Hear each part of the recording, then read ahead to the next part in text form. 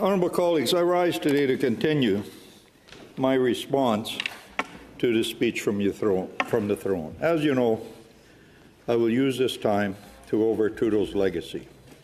Today I will focus on another important component of that legacy, the cultivation of a divided Canada.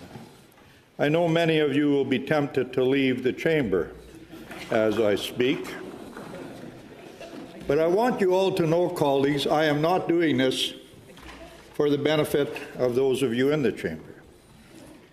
I am doing this for the benefit of the almost 1 million viewers that viewed the last speech I made about Trudeau's legacy. Wow. I am doing it for the 6 million plus Conservatives that voted for the Conservatives and a different Prime Minister in the last federal election. It'll be 8 million next and I am doing it for the 3 million extra voters that want to vote for something other than Justin Trudeau in the next election. Hear, hear.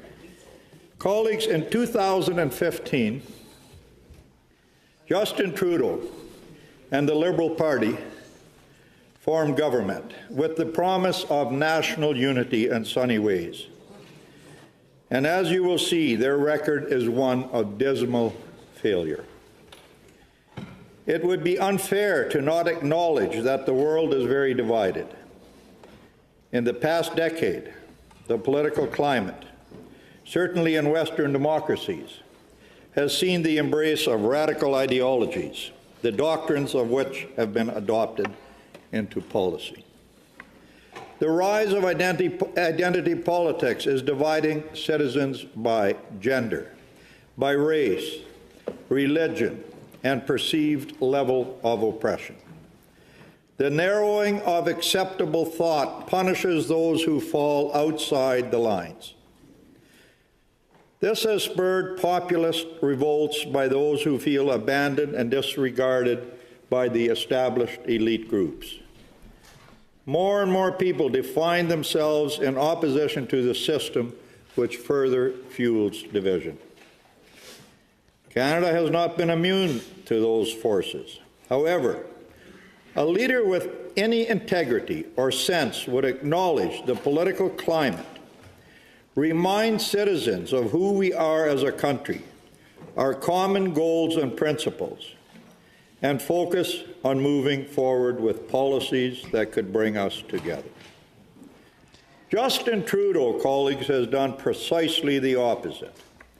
He plays the game of division by taking a very predictable ideological stance in every quarrel and then literally insulting and dismissing those who disagree with him, all the while preaching a vacant message of unity. So well said.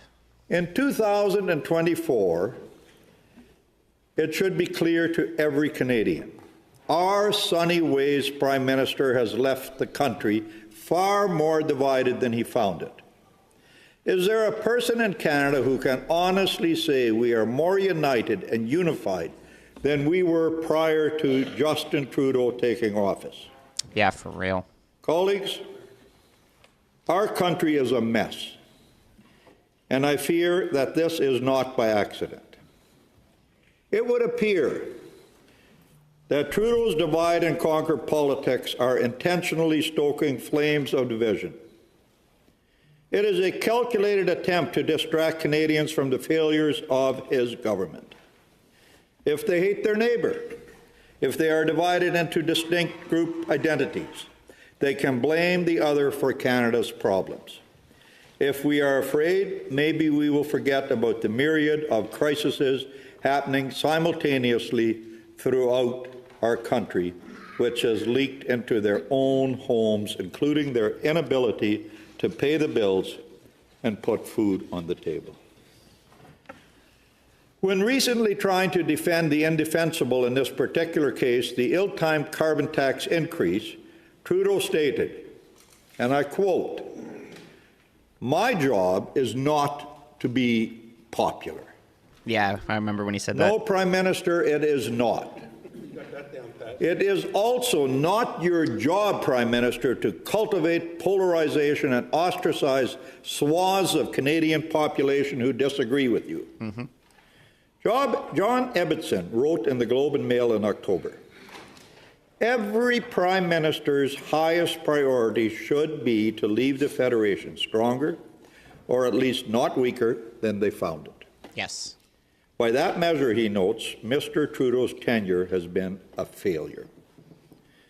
Honourable Senators, allow me to walk you through some of the many ways our national unity has unraveled during and under Trudeau's watch.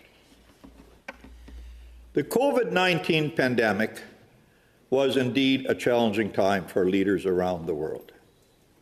Their citizens were dealing with the loss or fear of loss of loved ones, the economic uncertainty as a result of lockdowns, the mental health impact of isolation, the inability to mourn the loss of family members together, and the list goes on. When the vaccines eventually came, so did the onslaught of fear.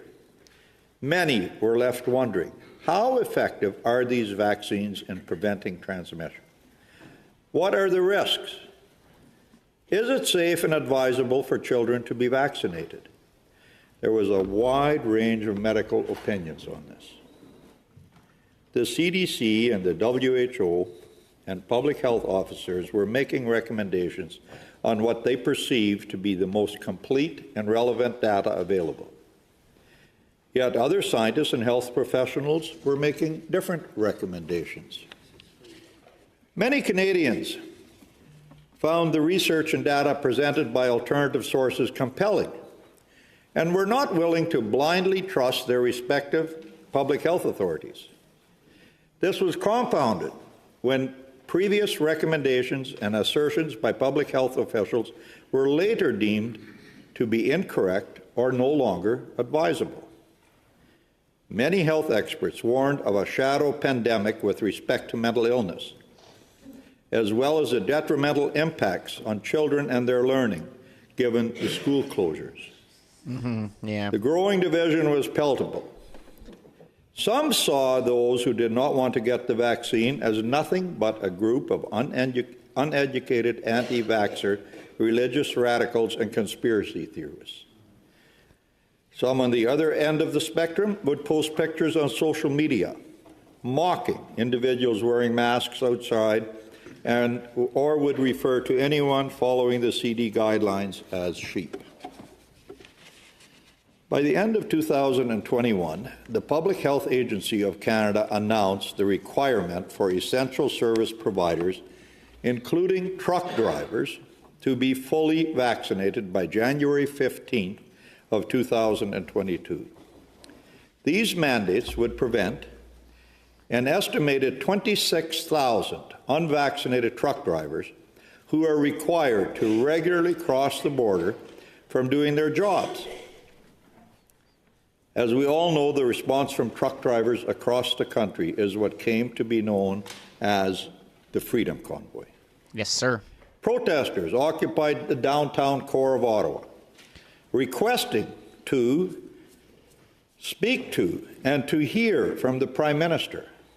And they announced they would not leave until the mandates were repealed. While thousands of protesters certainly supported the concerns of the truckers, the overall protest quickly became a broader call to action on COVID-19 restrictions generally and their impact on Canadians' autonomy, mental health, and the freedom to earn a living. The truckers, who ironically were praised by Justin Trudeau in the early days of the pandemic, along with an empty "Thank a Trucker" hashtag, ultimately became Trudeau's political target and enemy. Truck drivers, who spend their days alone in the cabs of their vehicles, suddenly became a threat to public health if they were unvaccinated. Of course, when asked in the House of Commons to produce data linking truck drivers to COVID-19 infections in Canada, neither the Health Minister nor the Chief Public Health Officer were able to do so. These men and women were literally fighting for their right to work.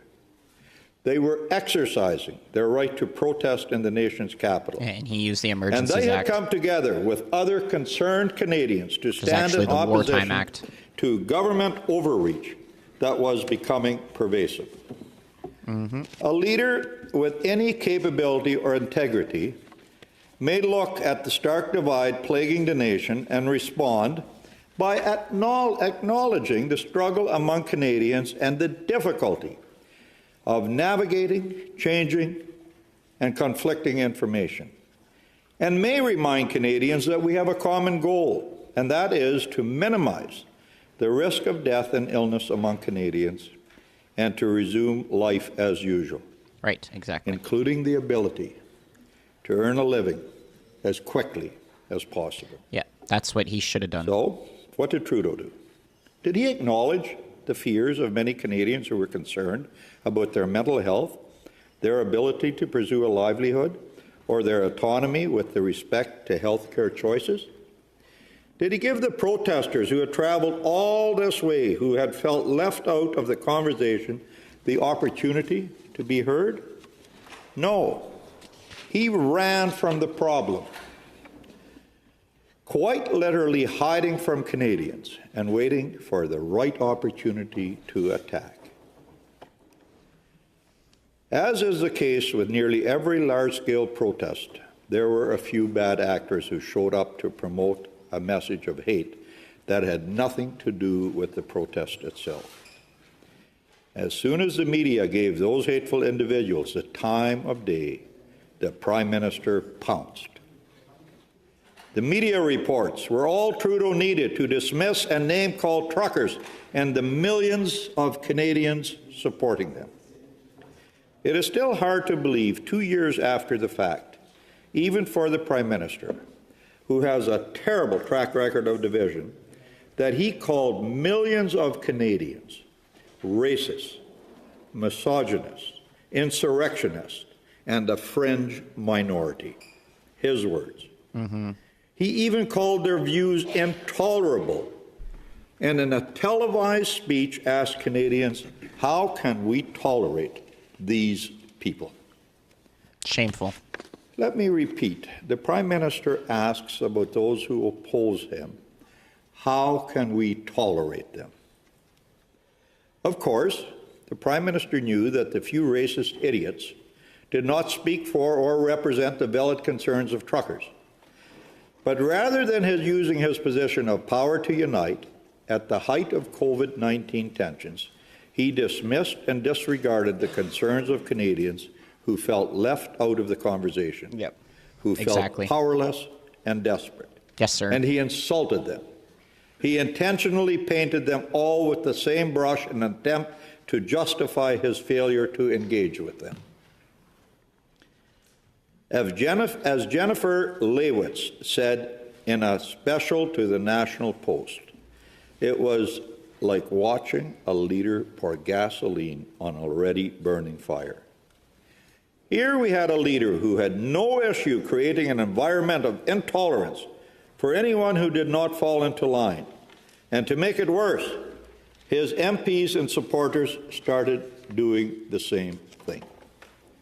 She quotes, a government that had pledged to crack down on online bullying was making it acceptable for Canadians to harass their neighbours for making a different medical choice.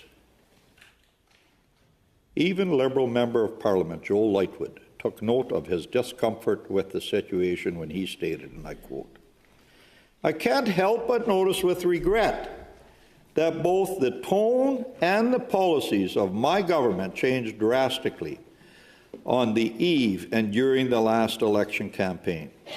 From a positive and unifying approach, a decision was made to wedge, to divide, and to stigmatize. Yep. Now that we have one of the most vaccinated populations in the world, we've never been so divided. This is a powerful statement from a member of the Prime Minister's own caucus. The week after Mr. Lightwood's comments in response to a question from a Jewish member of Parliament, Melissa Lantsman, the Prime Minister doubled down on his characterization of the protesters, saying, Conservatives members can stand with people who wave swastikas. They can stand with people who wave the Confederate flag. This is our Prime Minister, colleagues. Imagine Justin Trudeau just associated a Jewish member of Parliament to a swastika.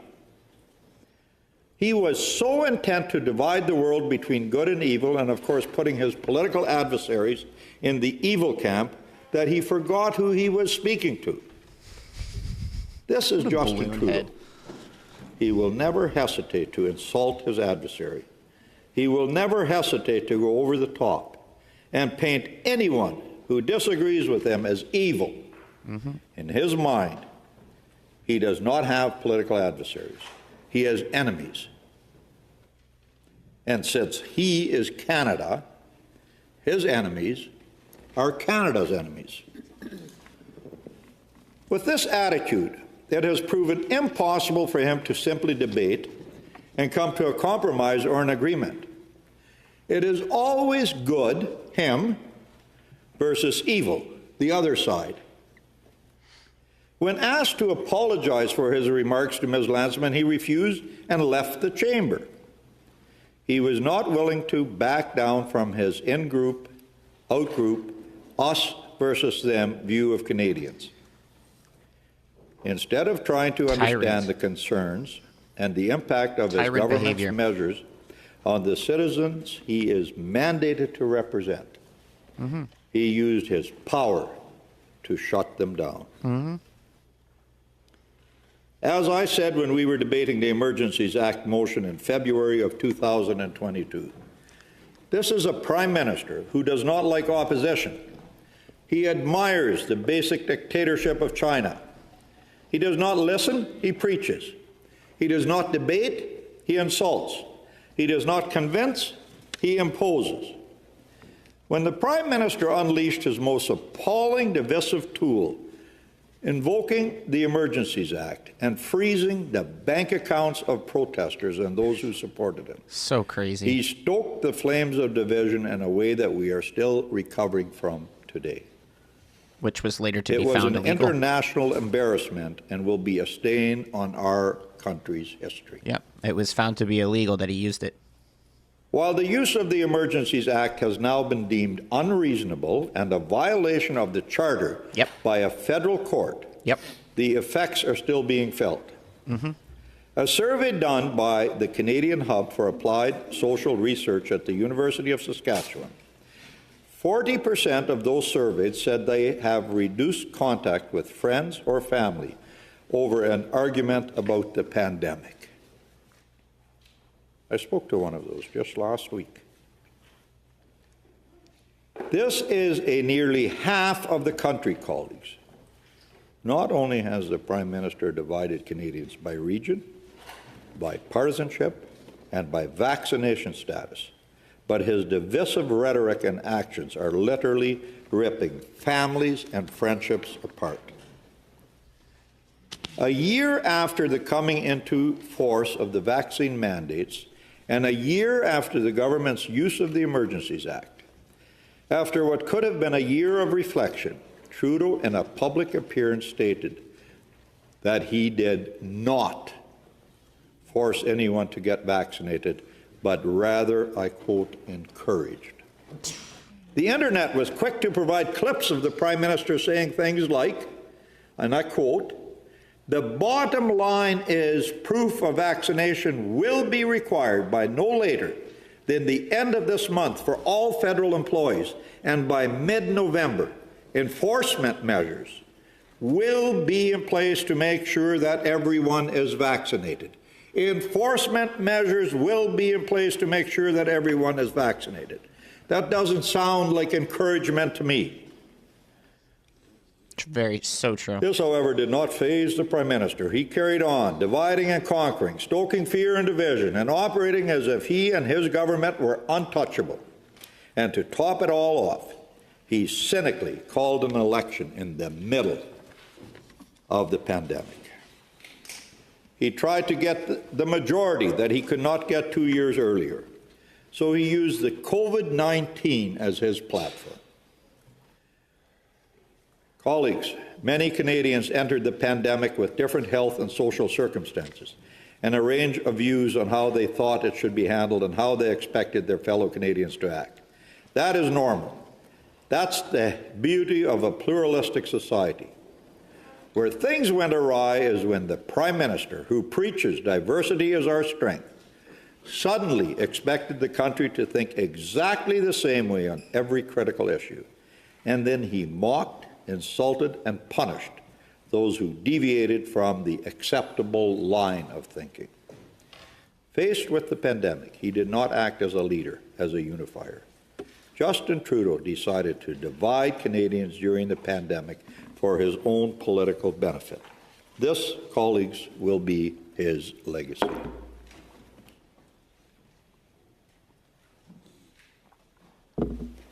Let me turn now to immigration. Of all the files the Trudeau government has botched, one would argue this one takes the cake, although ArriveCam app was certainly up there competing. Canadians are fundamentally pro-immigration. Our culture and our economy have been enriched and strengthened by immigration, and our diversity has always been a source of pride for Canada. It is quite profound, then, and in tragic truth, that a government could mismanage this critical file so badly in 8 years that it's actually starting to turn Canadians from a favourable view on immigration. A recent study by Focus Canada surveyed Canadians on their attitudes about immigration and refugees. 2,002 Canadians were surveyed. That's it? A sample size that researchers note that produces accurate results within 2.2%. We had like 13,000 people on my poll. According to this data, Canadians now are significantly more likely than a year ago to say there is too much immigration to our country. People want to reduce immigration levels. Reversing the trend dating back decades. For the first time, a growing number of Canadians are questioning how many immigrants are arriving. According to the research, this expanding view that Canada is taking in too many immigrants is driven in large part by rising concerns about how newcomers may be contributing to the housing crisis. Among the most concerned citizens, according to the study, are first-generation Canadians. The state of our immigration in our country, colleagues, is truly a mess. Yeah.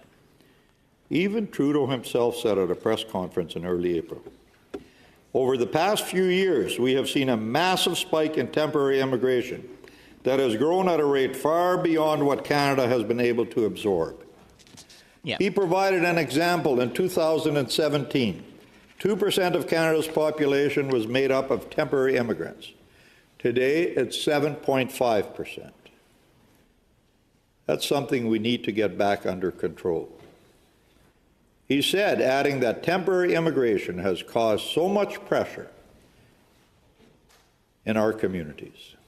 It's ironic, as Robin Erbach notes in the Globe and Mail, that it was these types of remarks about immigration that caused Trudeau to accuse the Conservatives of fear-mongering. For example, when Conservative MP Stephen Blaney asked about the massive backlog in immigration applications in 2018, Trudeau responded by saying, "It is completely irresponsible of the Conservatives to arouse fears and concerns about our immigration system and refugees." Trudeau then went on to blame the Harper Conservatives for the irresponsible management of the immigration system. As Erbach states, since then, we are to infer the immigration system has been managed responsibly, and the proof is in the Liberal government now frantically trying to reverse course from even a few months ago. Colleagues, in November of 2022, the government released its plan to bring in nearly 1.5 million new permanent residents by 2025.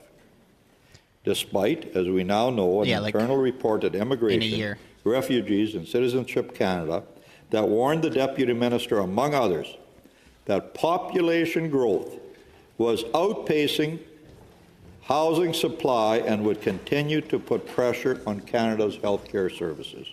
Yeah. This came after Trudeau's ill-conceived tweet responding to Donald Trump, essentially opening the door for migrants to flood to Canada. After his tweet in 2017, over 18,000 migrants illegally crossed the border.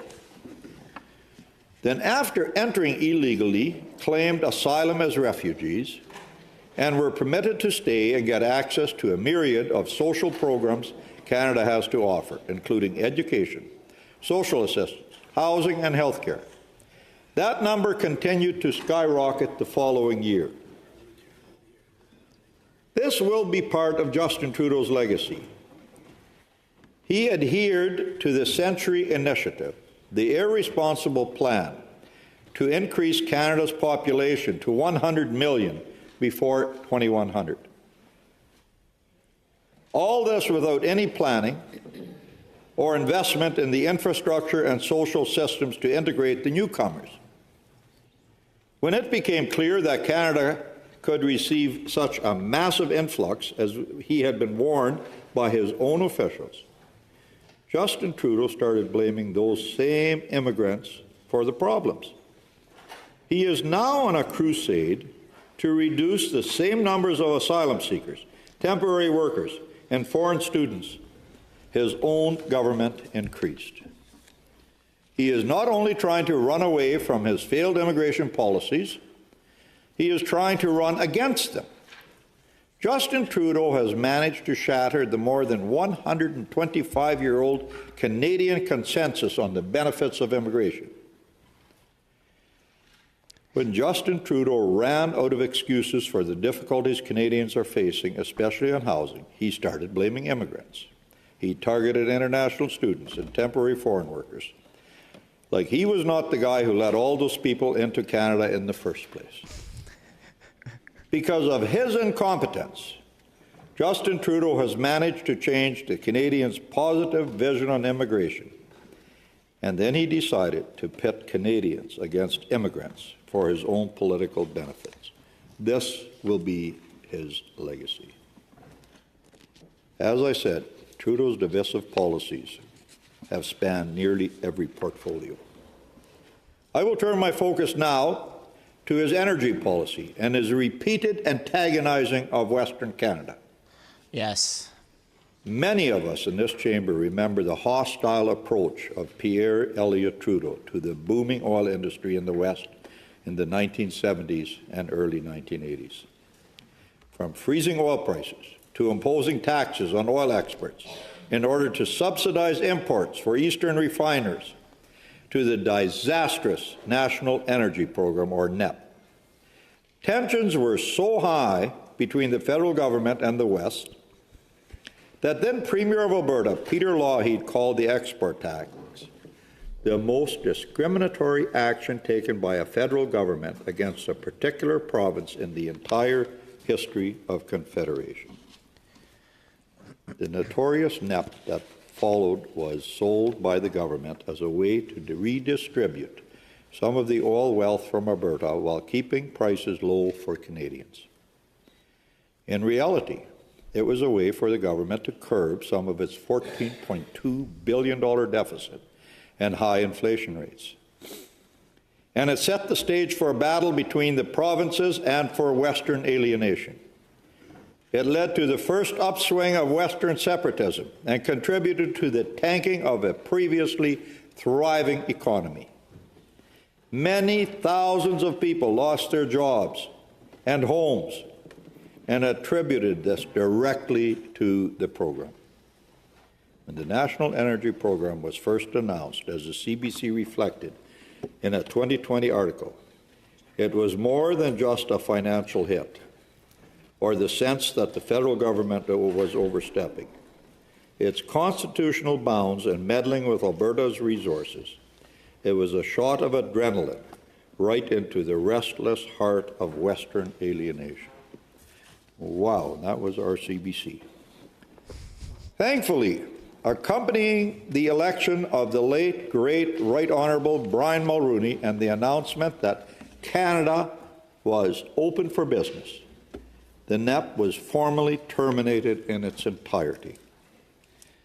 Now, colleagues, it has been over 40 years since the National Energy Program was enacted, but for many reasons, it still feels very fresh to Albertans. Its history is a looming reminder of what's possible, especially now with another Trudeau in office who has demonstrated that the proverbial apple has not fallen far from the tree. In 2019, Trudeau brought forward Bill C-69, the Impact Assessment Act, later dubbed the No Pipelines Bill, which set up a new authority to assess industrial projects such as pipelines, mines, and interprovincial highways for their effects on public health, the environment, and the economy. Gatekeeping. In effect, it created more red tape around bringing Canadian oil to market and gave the federal government the power to trump major projects like oil mines and oil sands projects if they deem them to not be in the public interest. It was a gross infringement of exclusive provincial jurisdiction and has since been ruled unconstitutional by the Supreme Court of Canada. In 2021, Trudeau first announced the GHG emissions cap. His government would be placing on one industry, and one industry alone, the oil and gas sector. There was no simultaneous commitment to reduce emissions from other sectors of the economy, including transportation, which accounts for almost as much emissions as the oil and gas sector. The proposed regulations were brought forward in December of this year, and as promised, they single out the oil and gas industry and exempt the 73.4% of the remaining GHG emissions from other sectors. At best, it is scientifically unjustified. Yeah. And at worst, it is an outright attack on the West. As political science professor Lydia Miljan stated in a Globe and Mail article after the announcement, demand for oil and gas will continue. We live in a large, cold, sparsely populated country that relies on natural gas and heating oil to keep us warm, and gasoline and diesel to keep us moving. Putting caps on domestic emissions will not change our demand for oil and gas. It will simply shift our supply from Canadian sources to countries that are willing to sell it to us. This is shameful. Yeah, ones that don't have a carbon Likewise, tax. analysts at the Fraser Institute, in a contribution to the Calgary Herald, stated, and I quote, "Every credible forecast of world energy consumption indicates that oil and gas will continue to dominate the global energy supply mix for decades. Any constriction of our oil and gas production, and experts in Canada could merely shift production to other regions with lower environmental and human rights standards." The feeling of Western alienation was further exacerbated by the carbon tax, specifically by the carve-out favoring Atlantic provinces. Yeah, it's crazy. When pleas from Western provinces, pleas for relief from Western provinces were ignored, Trudeau's carbon tax exemption ensures that the rural residents of Atlantic Canada who use home heating oil will enjoy a 3-year pause on taxation, while requiring households who use other fuels to pay up. Yep. It's just because his ridings were low in that area. Protesting against his carbon tax are conspiracy theorists and extremists. You can feel his openness to debate his policies. Add to this the requirements for clean electricity that targets Alberta, and the picture is complete. Like his father before him, Justin Trudeau is punishing Western Canada, and in particular Alberta, hoping the rest of Canada will thank him for that. The only difference is that what was presented as an energy policy in 1980 is now disguised as an environmental policy. Again, like his father, Justin Trudeau is pitting one region of Canada against another for crass political reasons. Like his father, Justin Trudeau will leave office having alienated Western Canada. Justin Trudeau decided to pit region against region for his own political benefits. These divisions in Canada will be his legacy.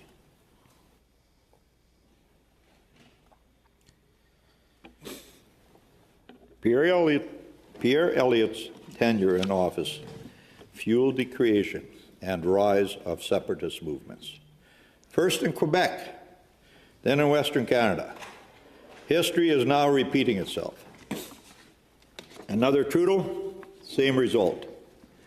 In the Globe and Mail article entitled "National Unity is Fraying Under Trudeau's Watch," John Ibbitson eloquently paints a picture of a unified Canada before Trudeau took office and aptly captures the provincial divides and the rebirth of separatist movements in Canada. Allow me to read directly from this article, as I think the point he illustrates is a crucial one. When the Liberals won their majority government in October of 2015, they had a golden opportunity to reverse decades of Liberal unpopularity in the West. The Grits had taken 17 seats in British Columbia, 7 in Manitoba, 4 in Alberta, and 1 in Saskatchewan. They were well placed to grow that vote with policies that consulted rather than dictated, that recognized the importance of the resource-based Western economy and that respected the distinct societies of the prairies and BC. He continued, Mr. Trudeau inherited a federation at peace. In Quebec, the Parti Québécois was out of government and in decline, and the federal Bloc Québécois was decimated, having taken only 10 seats in the 2015 election. Things were quieter on the federal-provincial front than at any time since the 1950s. Surely, this was a time to strengthen national bonds between English and French, between the heartland and the West. Ibbitson then goes on to note the recent resurgence of the Bloc Québécois, the rising of the French-English tensions, and the even more profound estrangement of Alberta. He notes the increasing divides that, according to the polls, the Conservatives would trounce the Liberals if an election were held today. Mm-hmm. What went wrong, he asks. In a word, bossiness. The Liberals imposed conditions on the provinces before granting health funding. They imposed a carbon tax on provinces that didn't meet federal carbon reduction targets. Bill C-69 imposed such intrusive conditions on resource development that the Supreme Court ruled it unconstitutional. The Liberals decided that national priorities justified using the federal spending power to dictate terms to the provinces. They were willing to let the prairie oil and gas sector suffer in order to meet carbon reduction targets. The result? Increasing resentment towards Ottawa across the country. He concludes, this is Canada today on Justin Trudeau's watch. When Stephen Harper called the 2015 election, the Bloc Québécois was down to 2 seats. It now has 32. And because of Justin Trudeau's attack on provincial rights, the separatist Parti Québécois is now leading the polls in Quebec and is pushing for another referendum on independence before the end of the decade. Yep. Instead of focusing on what a prime minister should focus on, the files that fall under federal jurisdiction, such as criminal justice, national defense, foreign affairs, national monetary and economic policy, Justin Trudeau continuously meddles in provincial jurisdictions. Almost all the budget announcements made by the Liberals in recent weeks were about a new program in a provincial jurisdiction. Isn't that ironic? Yep. Justin Trudeau wants to manage kindergartens take over school food programs, arbiter tenant-landlord relations, manage the province's healthcare systems. After all, he and his fellow Liberals know better than all the premiers of all political stripes. Forget regional wisdom and experience. For him, provinces are a mere regional managers of his policies. What is ironic about his need to manage any and all the programs in the country is that he is unable to manage what is actually under his own jurisdiction. When you see what is going on in the passport office, when you see how our immigration policy is managed, when you see how our armed forces are under-equipped, you cannot help but hold your breath in fear as you wait to see what will happen with all the new programs that Team Trudeau is putting together. Trudeau's attacks on provincial jurisdictions have one objective: change the channel on his failures in the files under federal jurisdiction. Of course, in the process, he has created fights with premiers across the country. Even leaders of provincial NDP and Liberal opposition parties are distancing themselves from the federal Liberals. The BC Liberals had to change their name to make sure no one would think they support Justin Trudeau's policies. Fighting with the provinces was one of Pierre Elliott Trudeau's favorite pastimes. It may have been profitable in the short term for the Liberal Party in the 70s, but it almost destroyed our country. Justin Trudeau is using the same recipe that his father used back then. Pick fights with the provinces. Even the lonely Liberal Premier left, Andrew Furey from Newfoundland and Labrador, is attacked by Trudeau. Hopefully, Canadian voters will soon put an end to the Liberal regime so that Pierre Poilievre can go back to working in collaboration with the provinces, not against them. We will soon go back to a period of mutual respect, dialogue, and collaboration between provinces and federal government, like we always have when the Liberals are not in power. In the meantime, we know that these divisions between levels of government in Canada and the resurgence of the separatist movement in Quebec will be part of Justin Trudeau's legacy.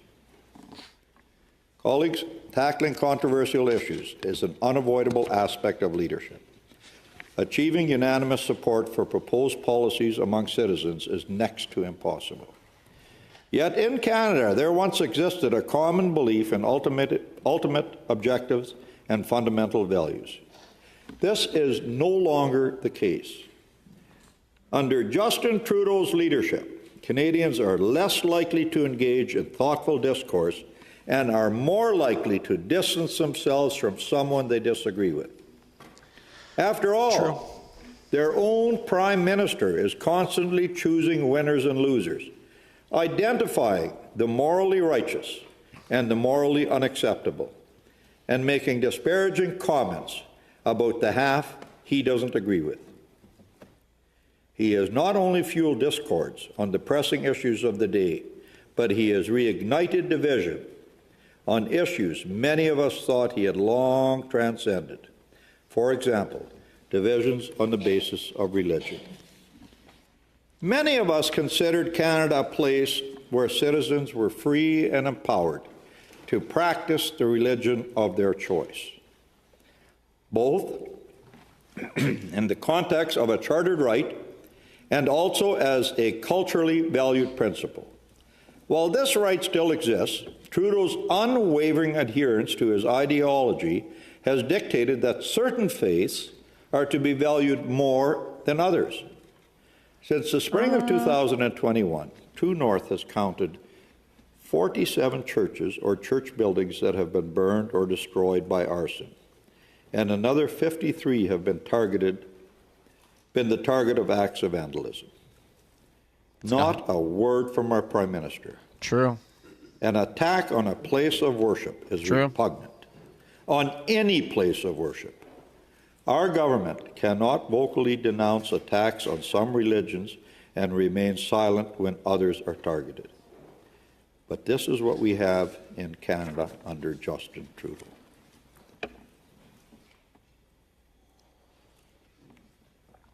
For example, he has pledged to remove the charity status of pregnancy crisis centers, who are often affiliated with the Christian faith because they have a different opinion than he does on the topic of abortion, more intolerable views. He has yet to act on the promise, but the threat still looms for these charities, as some of the advocates for the pregnancy centers have stated. If their charitable status is stripped, it would set a dangerous precedent and would affect far more than just crisis centers. For example, it would impact churches, camps, and ministries. The Liberal talking points have specifically singled out crisis pregnancy centers as the type of organization that would be targeted. Yet some have wondered about the language and what would be classified as an anti-abortion organization. For example, would a place of worship that opposes abortion qualify? As David Cook from Campaign Life Coalition stated, whenever a charitable status is revoked, donations go down. If they don't have tax-exempt status, they're going to have to start paying property tax. And that property tax will just kill them. It's going to shut them down. Pregnancy Care Canada has helped hundreds of thousands of women by providing material supplies such as diapers, formula, and clothing, prenatal education, parenting programs, and even post-abortion support and care. By any measure, this is a charity. When Minister Freeland's office was asked by the National Post whether or not churches could lose their tax-exempt status, and by what metric the CRA would determine an organization was providing dishonest counseling, they did not provide answers, just reiterated the Liberal platform promise. You'll remember this isn't the first time the Liberals have targeted pro-life groups. In 2017, the government required groups participating in the Summer Student Jobs Program to declare that they were not pro-life, which disqualified a number of religious organizations across Canada from receiving Canada's summer job subsidy. Really? And prior to that, in 2014, why would that be a he requirement? stated that all of the Liberal candidates had to share his view on abortion to run for the party. How progressive. On an issue on which Canadians are divided, rather than taking the position of previous prime ministers who stated repeatedly they would not reopen the debate on abortion, Justin Trudeau has inserted himself squarely in the middle of the debate, once again choosing winners and losers, a right side and a wrong side, tolerable Canadians and intolerable Canadians. On an already impassioned and emotional debate, Trudeau has done nothing to ease tensions and instead has driven a wedge. He just escalates and escalates and escalates. He doesn't Let me de-escalate. quote a May 17th article from the Toronto Sun under the headline, "Trudeau is stoking the fires of division." Another day, another attack by Prime Minister Justin Trudeau on a Conservative Premier. He's attacked Saskatchewan Scott Moe over the carbon tax. He's assailed Alberta's Danielle Smith over almost everything. This week, Trudeau targeted New Brunswick Premier Blaine Higgs, calling him a disgrace on women's rights and criticizing him for his policies on gender identity. By importing American politics, Trudeau is stoking the fires of division. With respect to the Israel-Hamas war, Trudeau has made numerous, jumbled, incomprehensible statements and has tried to take a public position of neutrality, while sending some MPs to mosques to deliver one message and others to a synagogue to deliver another message. The Liberals have now supported a motion that makes a false equivalency between the State of Israel and the terrorist organization Hamas, and in doing so have alienated members of his own caucus, like Jewish Member of Parliament Anthony Hausfader, who stated that the motion crossed the line. His embarrassing and incoherent foreign policy positions and the division among his own caucus has even caught the attention of international media. The Economist published an article in April entitled, Justin Trudeau is beset by a divided party and an angry electorate, noting that Trudeau has had to quell several angry exchanges among his Liberal MPs over Canada's role in the war in Gaza. They referenced the original NDP motion calling for a ceasefire and the recognition of Palestinian state, and noted that more than half of Trudeau's caucus supported the motion before it was watered down. The article notes, had it gone ahead, it would have laid bare a split among Liberal MPs.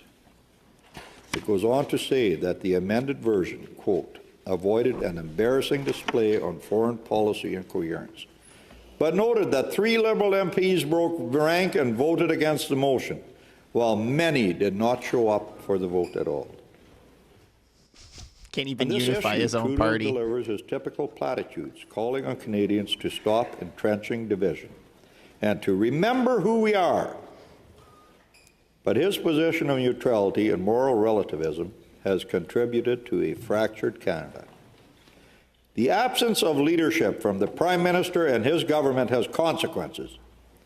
Only a few days ago, right here on Wellington Street, a mob was cheering for Hamas and celebrating the October 7th massacre. Right, I remember that. Trudeau's lack of moral clarity is simply staggering and has emboldened the wave of anti-Semitism and Jew hatred that we are witnessing right across Canada. It is clear that these anti-Israel movements are coordinated and financed from overseas. Instead of protecting Canada from yet another foreign interference in our public debate, the Trudeau government is completely missing in action. Yeah, they're just silent on that issue. This lack of leadership and moral clarity from Justin Trudeau, combined with the pandering by the Liberals for votes from certain communities, is causing more and more divisions in Canada. We now have tensions between the Muslim and Jewish communities like we have never seen before in Canada. And it is also the case for tensions between the Chinese community or between Sikhs and Hindus.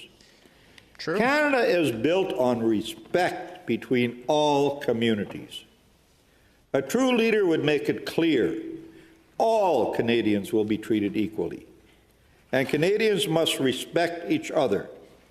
But Justin Trudeau has fueled the divisions for electoral purposes, and he will leave behind a more divided Canada. This will be his legacy. Finally, the housing crisis, particularly the affordability component, has the potential to divide us even further, to the extent of a revolt, according to a recent RCMP report.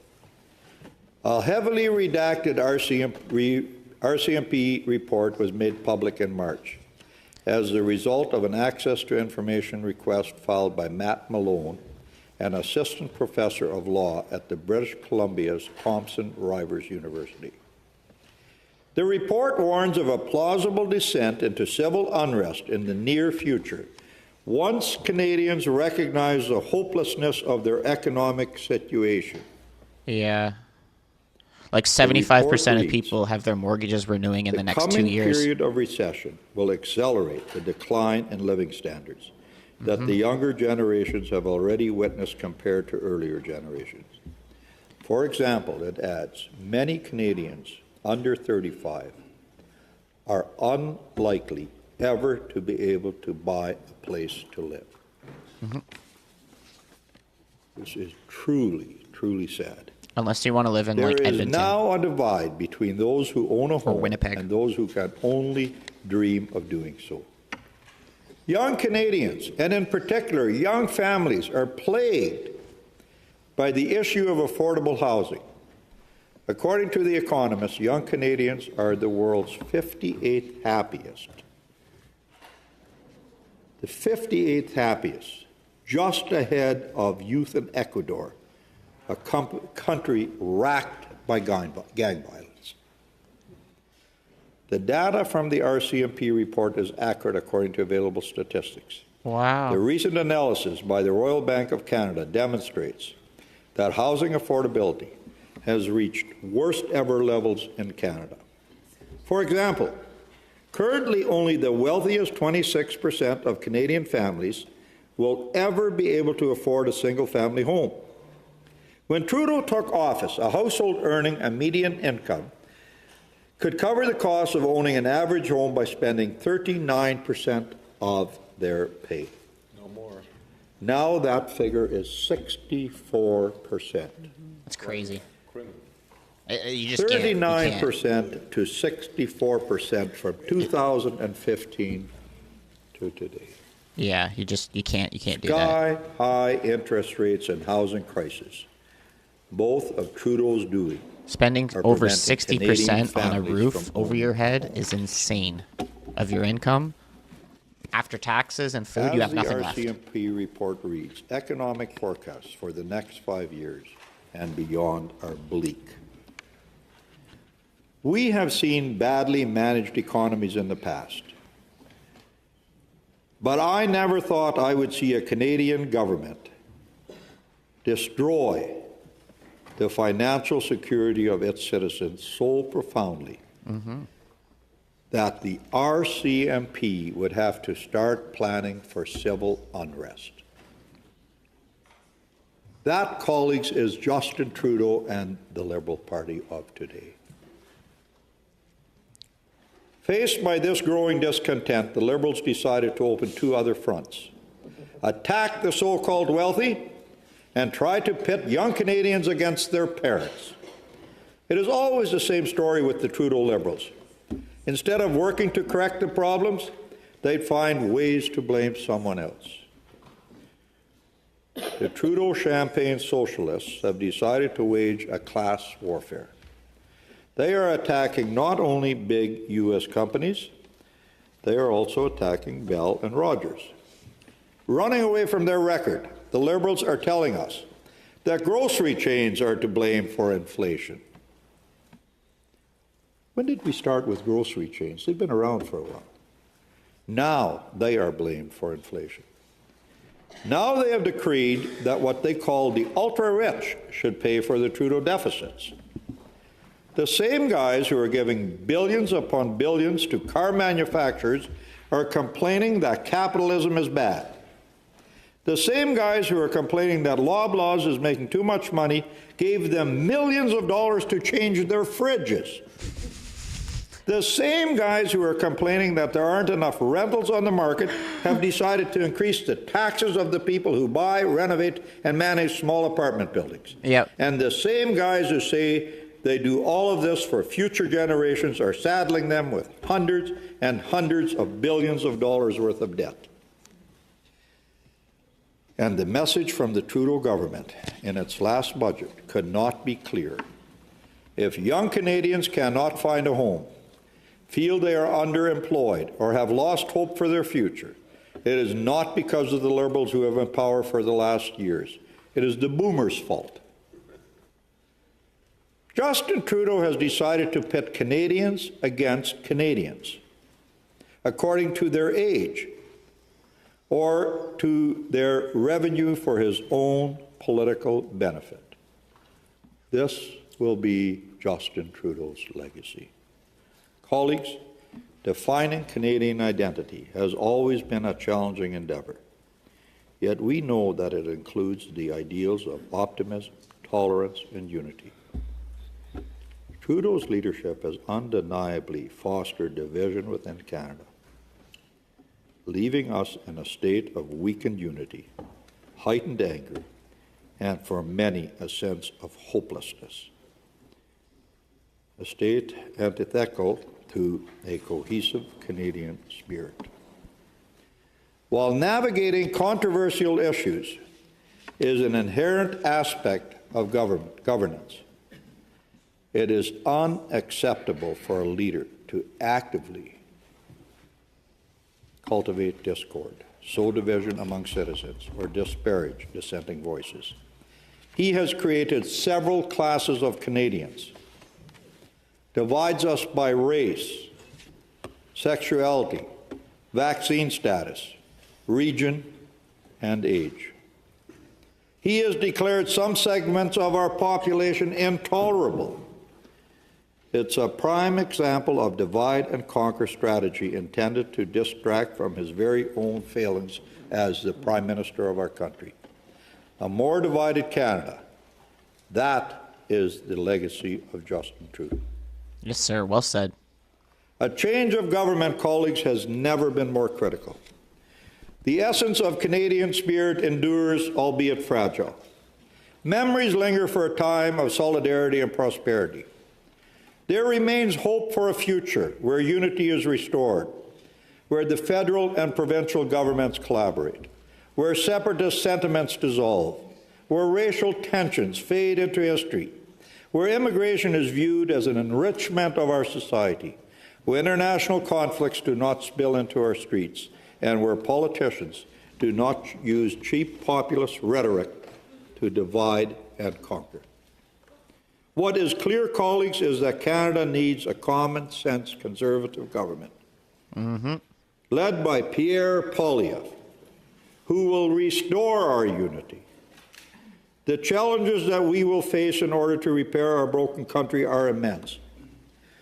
But, colleagues, it is together that we will achieve this task of rebuilding Canada after these 9 long years of darkness. Colleagues, I started this as a Netflix series. That is episode 2 of season 1. I still have a fair bit more to say on this topic because there really is no amount of, there is just no end to the amount of fuel that I get from this Prime Minister. So true. And so I will speak to episode 3 in the very near distant future. And Look on forward that to note, that. colleagues,